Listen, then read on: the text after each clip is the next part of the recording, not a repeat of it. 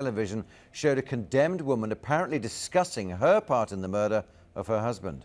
Sakineh+sky was sentenced to death by stoning for adultery, despite her lawyer saying she hasn't formally stood trial for the alleged killing. Ashish Joshi reports. This is the first time Sakineh+sky's face has been shown publicly in Iran.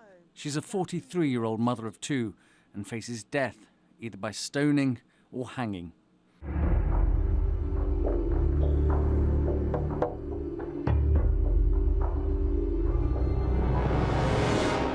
کیسه دارو رو اینجا گذاشتم همون آمپولی که عیسی طاهری گرفته بود از اینجا برمی‌دارم.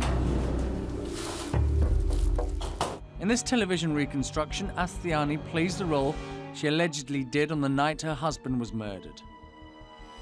Iranian police claim she drugged him before her lover electrocuted him. One day he called me and told me to send my children to my mother's house in Tabriz. I asked why. He said, "Tomorrow I want to kill your husband." I asked how.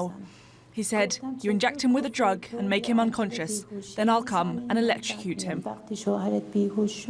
In 2006, Sakineh+sky was convicted of having an illicit relationship with two men and sentenced to 99 lashes. Later that year, she's convicted of adultery and sentenced to be stoned.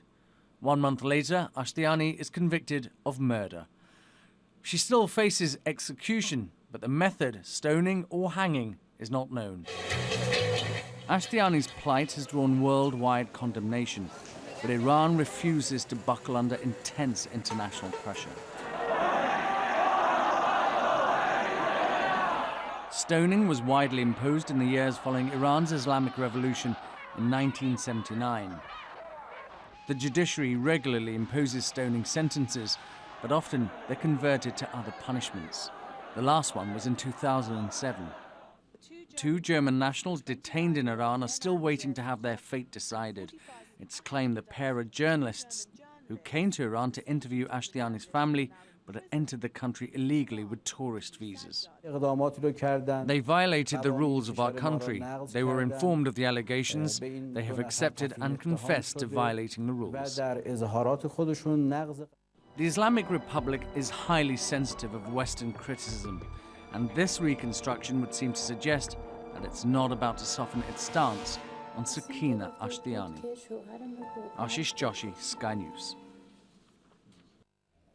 Well, joining me now here in the studio, the Iranian blogger Potkin Azarmehr, and also from our Central London studio, Diana Nami, founder and director of Iranian and Kurdish women's rights organisation. Thanks very much indeed for joining us, both of you. Ms. Nami, if I can ask you first, what do you think is going on here?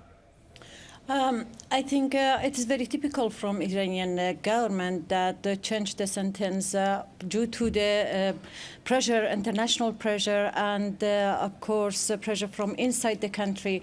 They tried to make another case for Sakineh, and they wanted to convict her for murdering her husband, and then the punishment for that is of course capital punishment and qasas in Iran. So they tried to find any way actually to execute Sakineh, and the role play that they done last night, of course, is that they try to convince the world that she is a murderer and she has to face execution in Iran, which we condemn all this act by Iranian regime.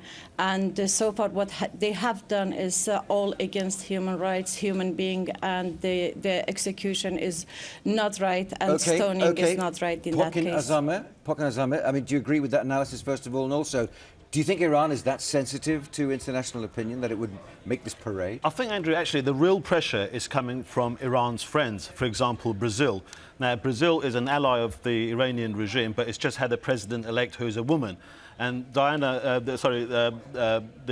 new president-elect, Dilma Rousseff, is saying that she's regretting that Brazil didn't back the UN motion against stoning as a punishment, and is saying that as a woman I can never support stoning. And I think Iran is actually more worried about losing their allies because of this stoning case. So they're trying to vilify Sakineh even more, thinking that by vilifying her they can explain to the world what's happening. But what they don't understand is that it doesn't matter what Sakineh has done, the Western public opinion just cannot accept for a woman in this day and age to be buried up to her chest and be stoned to death. This is what they just don't seem to understand. They think by vilifying her, by saying that she took part in the murder, now saying that she's a prostitute, she accepted money for sex and that, then they can make the world see their side of the view. But I think they're just they're barking at the wrong tree.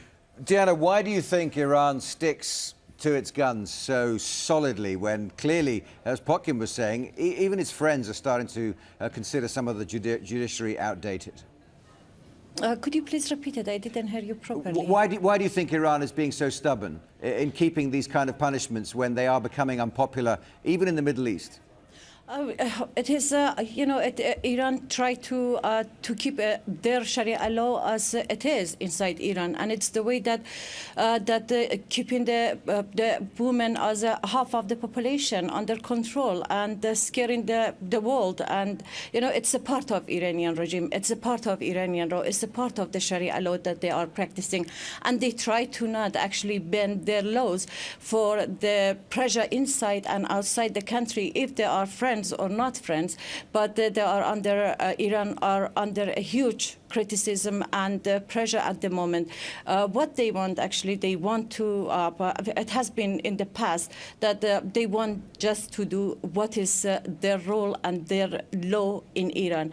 And it was another cases that when they suspend the stoning, but they hanged the woman or executed them in the public or even in hidden. So Iran try to keep their roles and their law, and they don't want to change it for what the world is criticizing them. Potkin, why do you think that this case particularly has caused such international attention? And indeed, does it have the same profile inside Iran? Actually, let me answer the second question. It's not the top priority for the people in Iran. I think if right now, if you ask an average Iranian, what is your priority, they would say the terrible pollution of Tehran, which has caused so much damage to people's health, the economy, the other Iranian dissidents who are in prison that are not being mentioned so much in the Western press. The story of Sakineh isn't that much of a top priority for the average Iranian.